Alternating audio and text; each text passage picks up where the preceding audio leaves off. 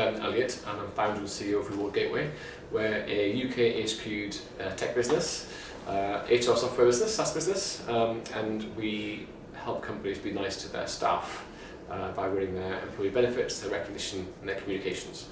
We've been doing it for about 10 years, done 2 PE-backed MBOs, one to Inflection, mid-market UK player back in 2010, and just sold to Great Hell Partners over in Boston just last July, so that's our second MBO.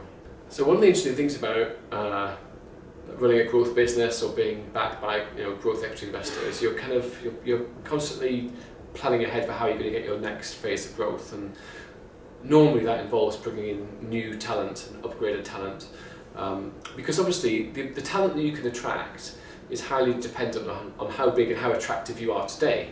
So you read a lot of rubbish online about find the best sales director in the world that you can. Well, the best sales director, if you're a small company making £1 million, the best sales director in the world isn't going to come and work for you because they've probably got a great job somewhere else that's much bigger. You've always got to find the best people that you can attract now, and also that have got the right skills to get you from where you are now to where you're going to. Yeah, and there's different skills involved in getting a business from $1 million EBITDA to 5 that would take it from 5 to 25. So one of the things you've got to do is you've got to constantly reassessing your team and looking for where you've got gaps, where you want to bring in new talent. It's not always a replacement, sometimes it's an additional, because as the company gets bigger, roles tend to get broader until such a point when you realise actually you can have 2 people doing that role.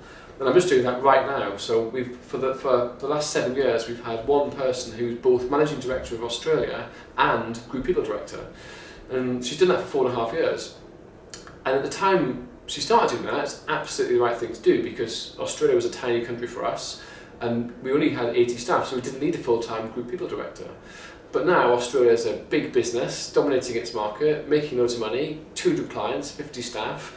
We've got 300 staff worldwide in 6 countries, 7 offices. So the group people director job is now big enough, it needs someone to do. So I now need to bring in additional talent to split that role into 2. But sometimes as well, you've got to realise that some people have gone as far on the journey as they can with you, and it's time for them to move on and to bring somebody else in. And it's probably one of the best bits of advice I had. It was from a friend called Mike Whitfield, who runs another employee HR business.